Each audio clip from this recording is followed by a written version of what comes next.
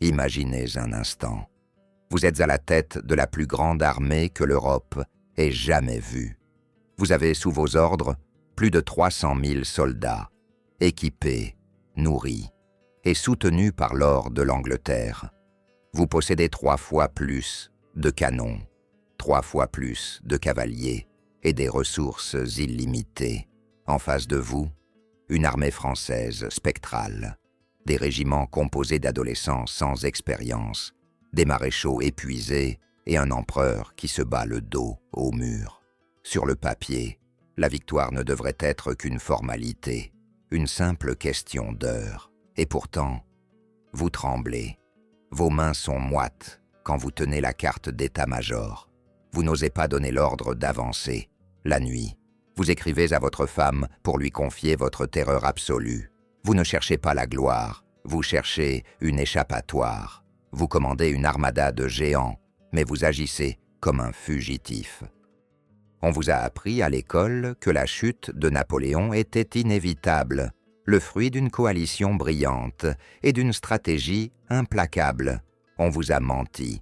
L'histoire officielle a érigé des statues à la gloire du prince Karl Philipp de Schwarzenberg, le généralissime autrichien, le soi-disant vainqueur de Leipzig. Mais la vérité est bien plus sombre et bien moins glorieuse. Cet homme n'a pas vaincu l'aigle par son génie militaire. Il ne l'a pas surpassé par son courage, non. Il a gagné parce qu'il avait peur. Il a gagné parce qu'il a fait de la lâcheté une doctrine militaire. Sa stratégie tenait en une seule règle pathétique: fuir Napoléon à tout prix et n'attaquer que lorsque la trahison et le surnombre rendèrent la défaite mathématiquement impossible. Bienvenue sur l'héritage de fer. Aujourd'hui, nous allons briser un mythe vieux de 2 siècles. Nous allons rouvrir le dossier de 1814 et exposer la véritable nature de celui qui a mené l'Europe contre la France. Oubliez les manuels scolaires aseptisés. Voici l'histoire d'un géant aux pieds d'argile qui n'a jamais osé regarder l'empereur dans les yeux. Préparez-vous, car ce que vous allez découvrir change tout. C'est ici que l'histoire bascule dans l'irrationnel. Janvier 1814. La France est envahie. Les bottes russes, autrichiennes et prussiennes foulent le sol national pour la première fois depuis la Révolution. Schwarzenberg, installé confortablement dans son quartier général, déplace ses pions sur la carte avec une assurance de façade. Il a séparé ses forces, laissant le Prussien Blücher avancer d'un côté et prenant une autre route avec son armée principale. Pourquoi cette séparation? Parce qu'il pense qu'il n'y a plus de danger.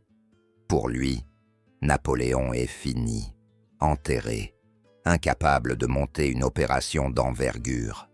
Quelle erreur monumentale! Ce que Schwarzenberg a oublié, c'est que Napoléon n'est jamais aussi dangereux que lorsqu'il est acculé. L'empereur a chaussé ses bottes de 7 lieues. Il a retrouvé la fougue de sa jeunesse, celle du général Bonaparte en Italie. Il ne dort plus, il mange à cheval, il est partout à la fois.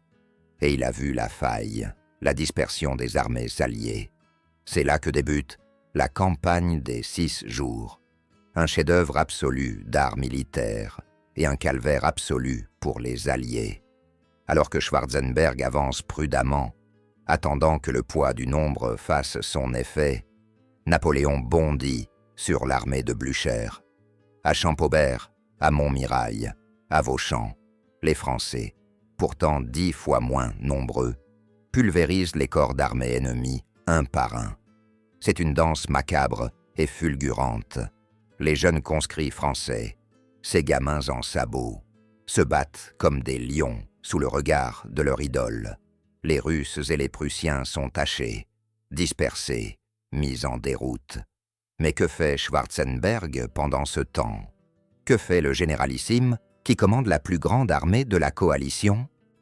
Vient-il au secours de son allié Blücher qui se fait massacrer? Lance-t-il une offensive massive sur Paris pour obliger Napoléon à reculer? Non. Il fait ce qu'il sait faire de mieux. Il a peur. Dès qu'il apprend que Napoléon a écrasé Blücher, la panique s'empare du quartier général autrichien. Les rapports arrivent, terrifiants, exagérés par la rumeur. Napoléon arrive, la garde est là. Schwarzenberg s'imagine que l'empereur dispose d'une armée secrète, qu'il a des forces cachées. Il ne peut pas concevoir qu'une poignée d'hommes ait pu anéantir plusieurs corps d'armée en si peu de temps.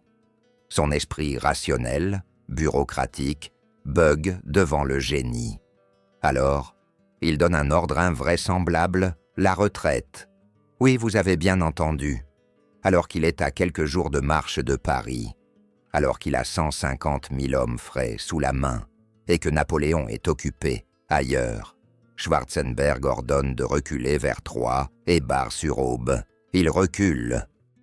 Il abandonne le terrain conquis.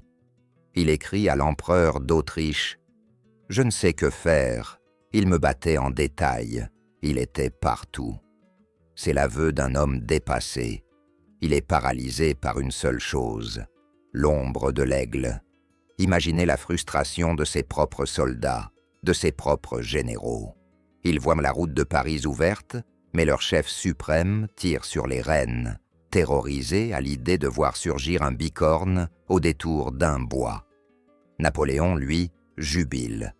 Il voit le géant reculer. Il écrit « J'ai anéanti l'armée de Silésie. Je vais maintenant anéantir l'armée de Bohême. » L'audace française est sans limite. Napoléon, avec ses 40 000 survivants, se retourne et fonce droit sur le colosse Schwarzenberg. C'est David qui court vers Goliath avec une fronde, et Goliath qui détale comme un lapin. Le 18 février, à la bataille de Montereau, la confrontation a enfin lieu, ou plutôt la correction. Schwarzenberg a laissé le prince de Wurtemberg défendre le pont, avec une force considérable. Napoléon arrive. Il pointe lui-même les canons, comme au temps où il était simple capitaine d'artillerie. Les boulets français pleuvent avec une précision diabolique. L'empereur s'expose, les boulets ennemis sifflent à ses oreilles. Ses soldats le supplient de se mettre à l'abri, mais il rit. Le boulet qui doit me tuer n'est pas encore fondu. Cette confiance, cette bravoure insolente, c'est tout ce qui manque à Schwarzenberg. Les Alliés sont balayés à Montereau. Ils sont jetés dans la Seine. C'est une déroute. Et encore une fois, la réaction de Schwarzenberg est pathétique. Au lieu de contre-attaquer avec ses réserves immenses, il demande une trêve. Il envoie des émissaires pour supplier un armistice. Il est prêt à tout pour arrêter ce massacre, pour arrêter ce diable d'homme qui refuse de mourir. Il menace même de retirer l'armée autrichienne de la coalition et de rentrer à Vienne si on ne signe pas la paix immédiatement. Nous sommes à la fin février 1814. Napoléon a repris l'initiative. Il a humilié les plus grandes armées d'Europe avec une troupe de fortune. À ce moment précis, Schwarzenberg est la risée de l'histoire militaire. Il est le commandant qui, avec une épée de 2 mètres, n'arrive pas à toucher un adversaire armé d'un canif. Le tsar Alexandre de Russie est furieux. Il traite Schwarzenberg de poule mouillée, d'incapable. Les Prussiens écument de rage. La coalition est au bord de l'implosion. C'est là le véritable miracle de 1814. Napoléon a réussi à faire douter l'Europe entière par la seule force de sa volonté. Si Schwarzenberg avait été seul aux commandes, il aurait probablement signé la paix et serait rentré chez lui, laissant le trône à Napoléon. Mais le destin est capricieux. Et la peur, si elle paralyse d'abord, finit par rendre prudent et vicieux. Schwarzenberg comprend qu'il ne battra jamais Napoléon sur le champ de bataille. Il l'a tenté, il a échoué. Il a compris la leçon de Dresde, la leçon de Montereau. S'il affronte l'empereur, il perdra, peu importe le nombre. Alors, il va revenir à son plan initial, ce fameux plan Trachenberg, mais en le poussant à son extrême le plus lâche. Il décide de ne plus jamais accepter le combat. Sa nouvelle stratégie est simple, ignorer Napoléon, littéralement. Si l'armée française est à gauche, Schwarzenberg ira à droite. Si Napoléon fonce sur lui, il reculera encore plus loin. Le but n'est plus de vaincre l'armée française, mais de prendre Paris par surprise, en contournant le chien de garde. C'est une stratégie de cambrioleur. On attend que le propriétaire soit sorti pour fracturer la porte. Pendant tout le mois de mars, c'est un jeu du chat et de la souris frustrant. Napoléon court après une armée qui se dérobe, qui refuse le choc. Il s'épuise dans des marches forcées. Ses soldats n'ont plus de chaussures. Ils marchent pieds nus dans la boue gelée, le ventre vide, mais le cœur plein de rage. Ils veulent en découdre, ils veulent une bataille décisive, une victoire finale qui chasserait l'envahisseur. Mais Schwarzenberg leur refuse ce combat. Il glisse entre les doigts de l'empereur comme du sable. Et puis, l'inévitable se produit, l'usure. Les trahisons commencent à se multiplier. Des courriers sont interceptés. L'empereur apprend que ses propres maréchaux sont fatigués, que Paris intrigue, que Talleyrand complote dans l'ombre pour offrir la couronne aux Bourbons. Schwarzenberg, lui, reçoit des informations cruciales de la part des traîtres français. On lui dit « Paris est sans défense. La population ne bougera pas.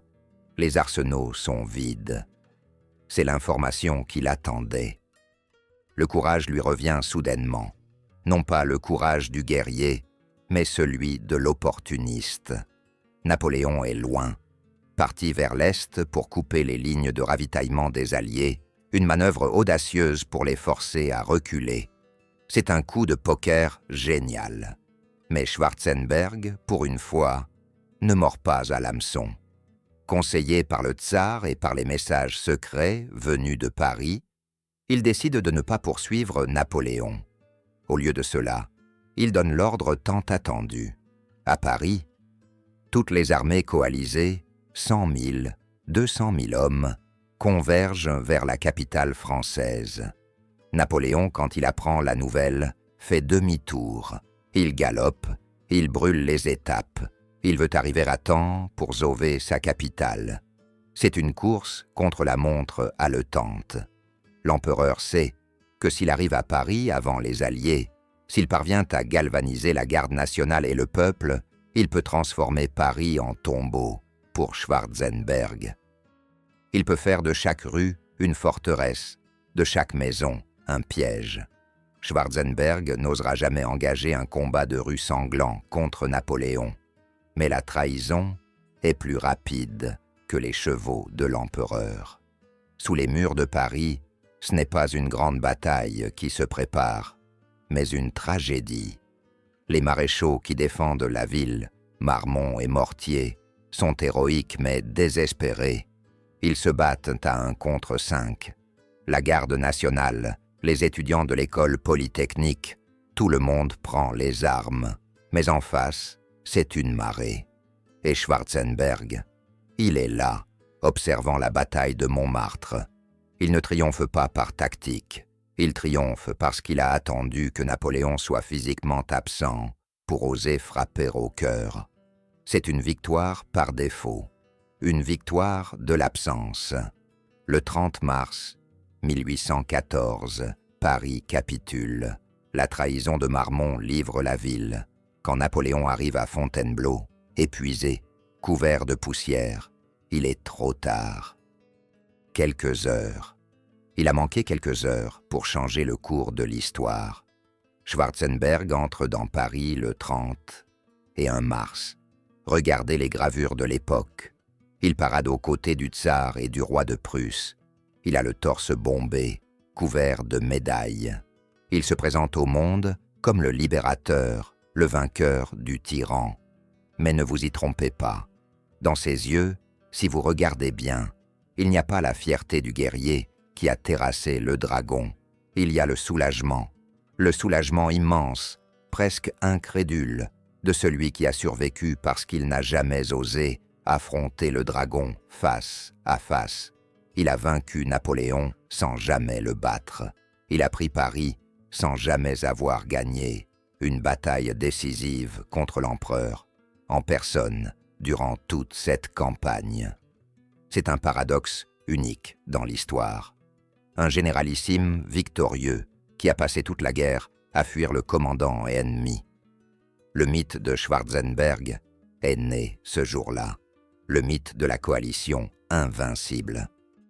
Mais nous savons maintenant ce qu'il en coûte de vérité. Ce n'était pas une victoire du talent militaire, c'était la victoire de la masse, de la peur calculée et, in fine, de la trahison politique. Napoléon n'a pas été vaincu par une épée plus tranchante que la sienne. Il a été étouffé sous le poids de la médiocrité coalisée. L'Empire s'effondre, mais la légende, elle, ne fait que commencer. Et dans cette légende, Schwarzenberg n'est qu'une note de bas de page, un obstacle bureaucratique que le génie a failli balayer d'un revers de main, même à 1 contre 10. Voici l'amère vérité qui doit être dite. La capitulation de Paris n'est pas la fin de la guerre. C'est le début de la réécriture de l'histoire. Dès son entrée dans la capitale, Schwarzenberg s'empresse de consolider son récit. Il faut effacer la peur, effacer les ordres de retraite honteux, effacer les lettres paniquées. Il faut transformer la prudence excessive en génie de la patience. Les cours européennes applaudissent, soulagées. Elles préfèrent célébrer un général médiocre qui gagne, plutôt qu'admettre qu'elles ont tremblé pendant 20 ans devant un Corse. Mais analysons froidement les faits. Qu'a fait Schwarzenberg que n'importe quel autre administrateur n'aurait pu faire? Disposant de réserves humaines, quasi infinies, puisées dans les steppes russes et les provinces autrichiennes, sa seule stratégie fut l'attrition. C'est la méthode du rouleau compresseur face à un maître d'escrime. Le maître d'escrime peut toucher 100 fois, parer sans coup, être plus rapide, plus élégant, plus intelligent. Mais si le rouleau compresseur continue d'avancer, inexorablement, sans se soucier des dégâts qu'il subit, il finira par écraser l'escrimeur fatigué contre le mur. C'est exactement ce qui s'est passé. Napoléon a livré 14 batailles en 1814. Il en a gagné 12. 12 victoires contre une coalition mondiale. Et qui était en face? Toujours l'ombre de Schwarzenberg, manipulant ses armées de loin, sacrifiant des régiments entiers pour gagner du temps. C'est une victoire statistique, pas militaire. C'est la victoire du comptable sur le héros. Et le pire, c'est que même avec Paris prise, Schwarzenberg ne se sentait pas en sécurité. À Fontainebleau, Napoléon, bien que déchu, bien que trahi, faisait encore peur. Il avait encore 60 000 hommes dévoués corps et âme, prêts à marcher sur Paris pour une bataille finale, apocalyptique. Les rapports de l'époque montrent que l'état-major allié était en alerte maximale. Ils savaient que si Napoléon lançait cet ultime assaut, Paris brûlerait et leur victoire pourrait se transformer en un bain de sang inimaginable. Schwarzenberg, le vainqueur, dormait mal. Il ne retrouva le sommeil que lorsque Napoléon signa son abdication. Ce n'est qu'une fois, l'aigle en cage, exilé sur l'île d'Elbe, que le général autrichien osa enfin respirer et se draper dans sa toge de conquérant. Mais le temps est un juge impitoyable. Les siècles ont passé. La poussière est retombée sur les champs de bataille de Champagne. Et aujourd'hui, que reste-t-il? Qui étudie les manœuvres de Schwarzenberg dans les écoles de guerre? Personne. Ses mouvements sont lourds, prévisibles, sans éclat. On étudie Napoléon, on étudie la campagne de France comme le summum de l'art opératif. On étudie comment un esprit brillant peut défier les lois de la physique et de la démographie. Schwarzenberg a gagné la guerre, c'est un fait. Il a obtenu les médailles, les titres, les statues à Vienne. Mais il a perdu la bataille de la mémoire. Il est resté l'homme du nombre, l'homme de la coalition, une figure grise et interchangeable. Il n'a jamais eu ce feu sacré, cette étincelle qui transforme un chef de guerre en légende. Il n'a jamais inspiré à ses hommes l'amour fanatique que les grognards portaient à leur empereur. Ses soldats obéissaient par discipline, ceux de Napoléon mouraient par dévotion. C'est là toute la différence entre la force et la grandeur. La force peut s'acquérir par l'argent, par les alliances, par la trahison. Schwarzenberg avait la force. La grandeur, elle, ne s'achète pas. Elle se forge dans l'adversité, dans le courage face à l'impossible, dans le refus de plier quand tout est perdu. Napoléon avait la grandeur. En 1814, la France Tassai était vaincue militairement, oui. Mais moralement, spirituellement, elle a touché au sublime. Elle a montré au monde qu'un peuple libre, guidé par un génie, pouvait tenir tête à l'univers entier. Et face à cette épopée solaire, la victoire de Schwarzenberg apparaît pour ce qu'elle est, terne, laborieuse et entachée à jamais par la peur qui lui servait de boussole. Alors, la prochaine fois que vous entendrez parler de la libération de l'Europe par la coalition, souvenez-vous de Carl Philipp de Schwarzenberg. Souvenez-vous de ses mains tremblantes sur la carte. Souvenez-vous de ses fuites, de ses hésitations, de son refus du combat singulier. Souvenez-vous qu'il a fallu 3 empires, 4 rois et 1 million de soldats pour venir à bout d'un seul homme. Et posez-vous cette question. Qui est le véritable vainqueur? Celui qui gagne par la force brute et la trahison, ou celui qui, même dans la défaite, s'élève si haut que ses ennemis sont obligés de lever la tête pour le regarder tomber? L'héritage de fer, c'est cela. C'est refuser les versions simplistes, c'est honorer le panache français qui brille même, et surtout, dans les ténèbres de la défaite. Schwarzenberg a eu son triomphe éphémère à Paris. Napoléon a l'éternité. Si cette analyse vous a parlé, si vous aussi vous ressentez cette fierté brûlante pour ces géants qui ont défendu notre sol, alors vous êtes au bon endroit. L'histoire n'est pas figée, elle est vivante, et c'est à nous de la défendre. Abonnez-vous à l'héritage de fer, activez la cloche. Ne laissez pas l'oubli recouvrir nos gloires. Et dites-moi dans les commentaires, selon vous, quel autre maréchal de l'Empire, s'il n'avait pas été trahi ou blessé, aurait pu changer le destin de cette campagne? Masséna? Davout? Le débat est ouvert. D'ici là, souvenez-vous, la lâcheté peut gagner une guerre, mais seul le courage forge une légende. À bientôt. Cependant, pour saisir toute la profondeur de cette imposture, pour comprendre pourquoi Schwarzenberg était si terrifié à l'idée d'affronter Napoléon en 1814, il ne suffit pas de regarder la campagne de France. Il faut remonter quelques mois en arrière. Il faut retourner à la source du traumatisme, là où la peur est devenue une cicatrice indélébile dans l'esprit du général autrichien. Car la lâcheté dont il a fait preuve sur la route de Paris n'était pas un accident. C'était un réflexe conditionné, né sous la pluie et la boue d'une autre bataille, celle de Dresde en août 1813. C'est un épisode que les historiens de la coalition aiment oublier, car il détruit à lui seul le mythe du grand capitaine Schwarzenberg. L'été 1813 touche à sa fin. L'Autriche vient de trahir Napoléon et de rejoindre la coalition. Schwarzenberg se retrouve à la tête de l'armée de Bohême, une force colossale de plus de 200 000 hommes.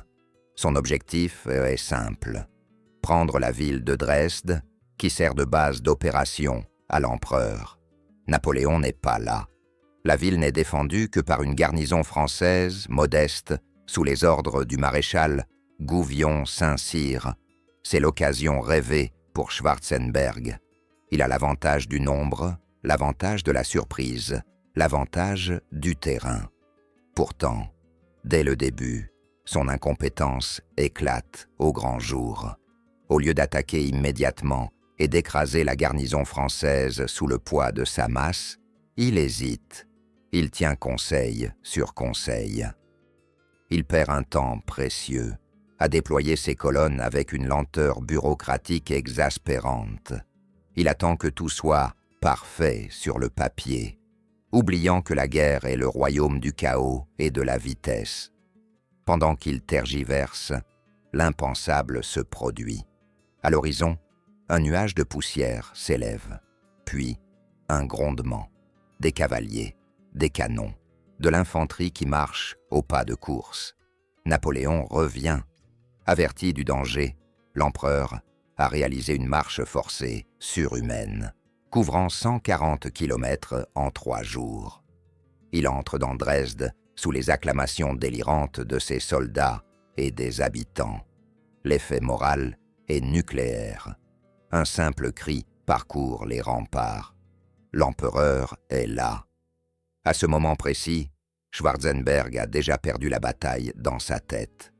Il apprend que Napoléon est en face de lui. Soudain, ces 200 000 hommes ne lui semblent plus suffisants. La confiance s'évapore. Mais il est trop engagé. Il doit attaquer. Le 26 août, sous une pluie torrentielle qui transforme le champ de bataille en marécage, l'assaut est lancé. Et c'est un désastre. Napoléon, bien que 2 fois moins nombreux, dirige la défense avec une maestria qui frôle la sorcellerie. Il utilise la ville comme un bouclier. Il fait sortir ses colonnes d'attaque au moment précis où l'ennemi s'essouffle. Le lendemain, le 27 août, la pluie redouble. Les fusils ne tirent plus. La poudre est mouillée. C'est une bataille à l'arme blanche, au sabre et à la baïonnette. Schwarzenberg, avec sa masse immense, devrait pouvoir encercler la ville, mais il est passif. Il laisse l'initiative à Napoléon, et Napoléon va lui donner une leçon d'anatomie militaire.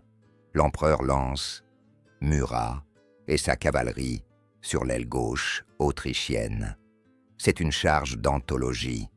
Les cuirassiers français, couverts de boue, surgissent du brouillard et disloquent les lignes autrichiennes. Des divisions entières se rendent. Les soldats autrichiens jettent leurs armes, démoralisés, persuadés qu'ils affrontent le diable en personne. Et que fait Schwarzenberg? Il panique. Il dispose encore de réserves immenses. Il a encore assez d'hommes pour tenir, pour contre-attaquer, pour user les Français.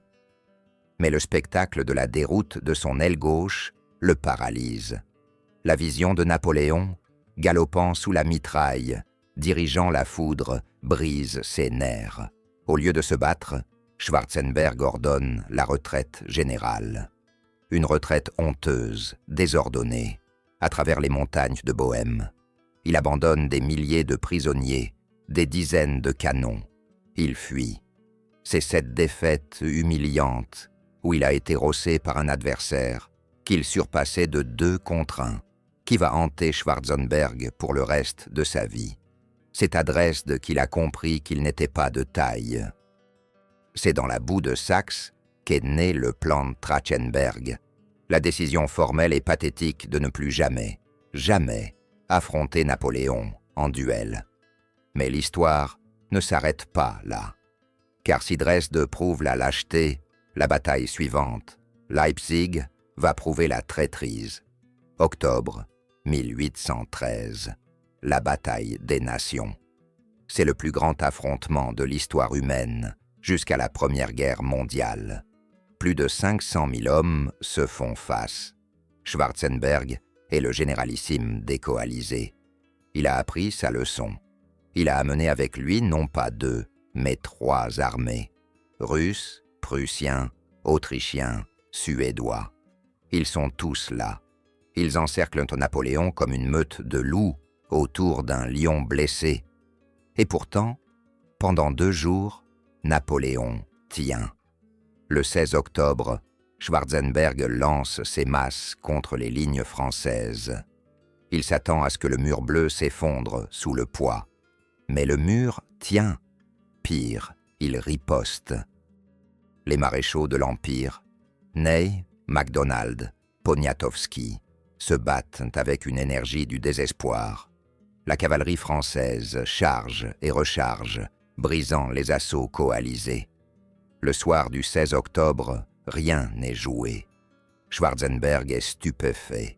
Il a 300 000 hommes, Napoléon en a 180 000, et il n'arrive pas à percer. Il écrit à ses alliés, inquiet. Il ne sait plus quoi faire. La force brute ne suffit pas. Le génie tactique de Napoléon compense l'infériorité numérique de manière hallucinante. Si la bataille continue à la loyale, Schwarzenberg risque une nouvelle humiliation. Il lui faut autre chose. Il lui faut un miracle. Ou plutôt, il lui faut une ignominie.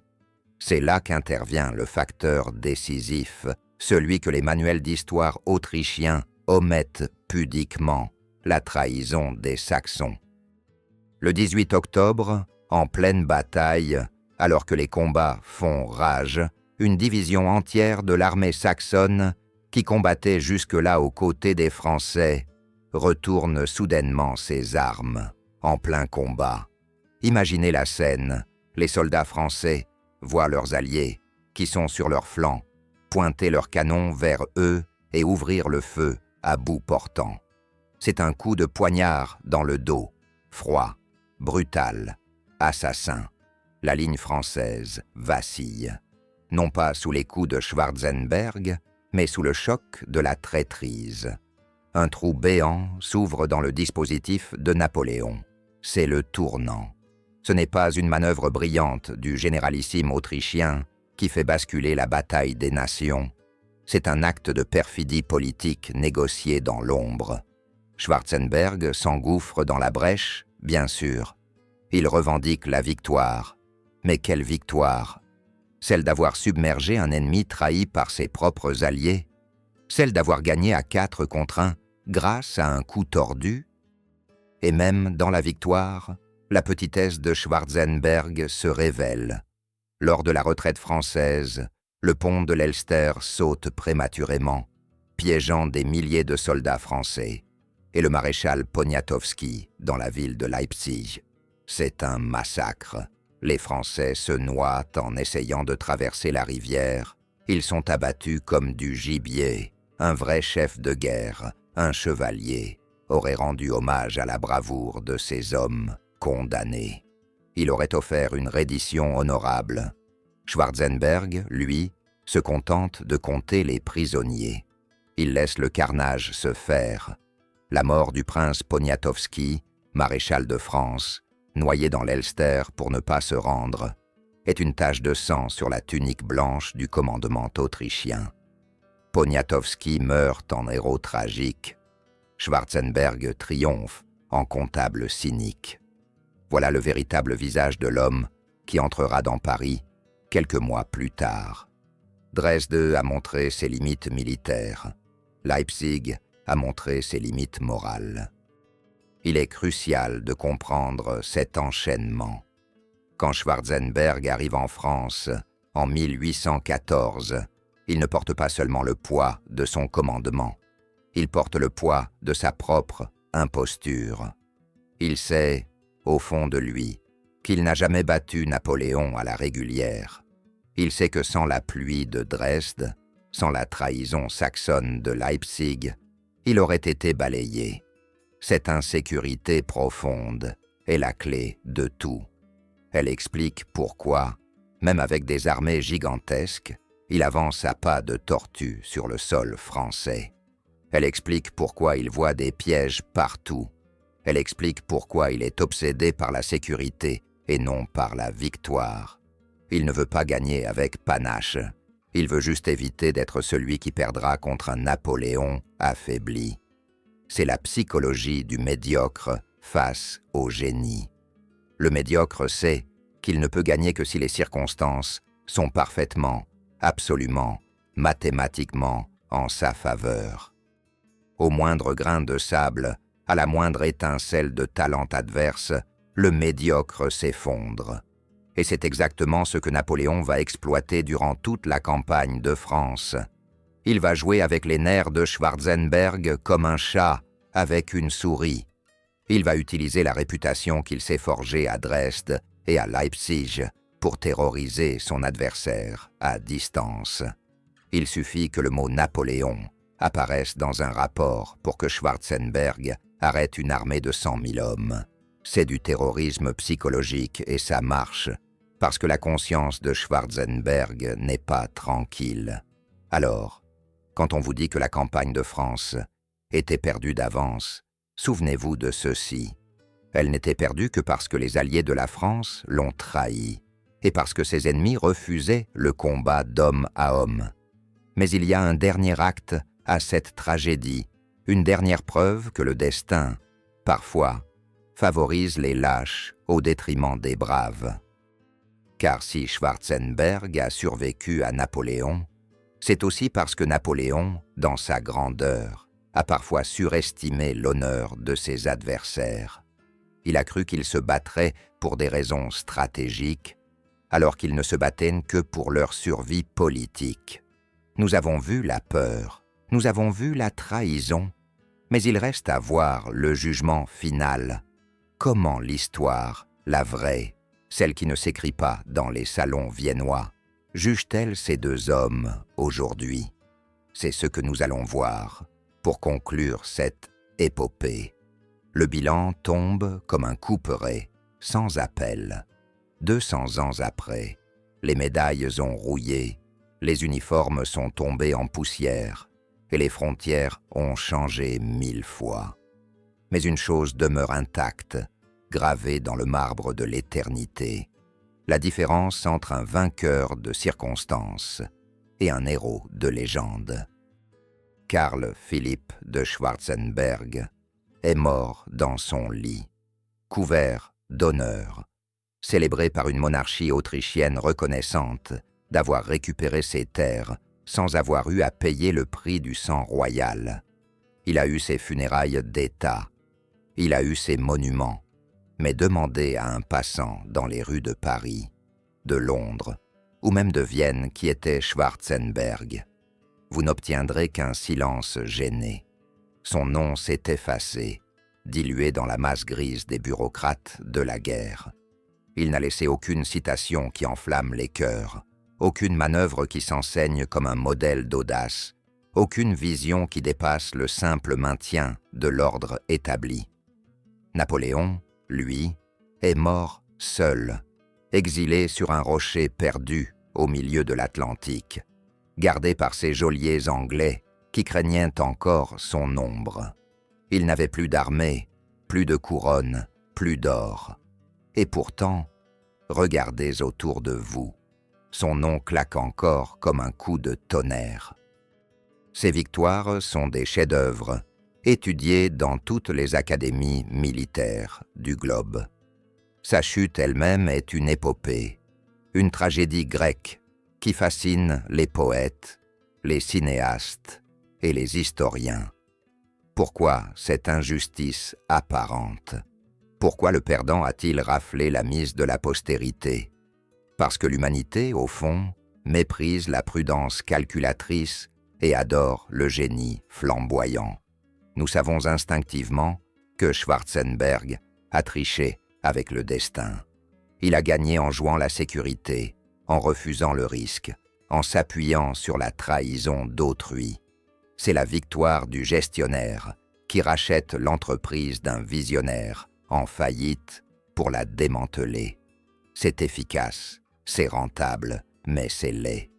Napoléon, en 1814, représentait tout l'inverse. Il était la France seule contre tous.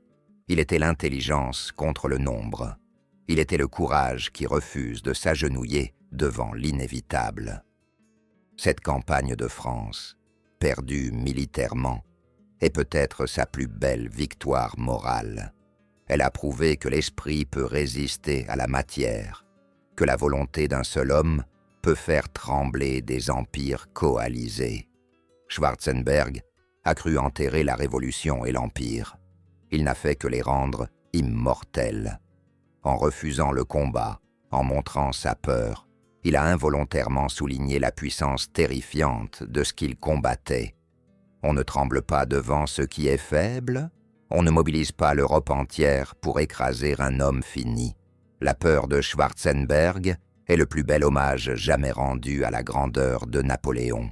Alors, quand vous regardez l'Arc de Triomphe, quand vous traversez le pont d'Iéna ou l'avenue de la Grande Armée, souvenez-vous que ces noms ne célèbrent pas seulement des victoires passées, ils célèbrent une certaine idée de la France et de l'homme.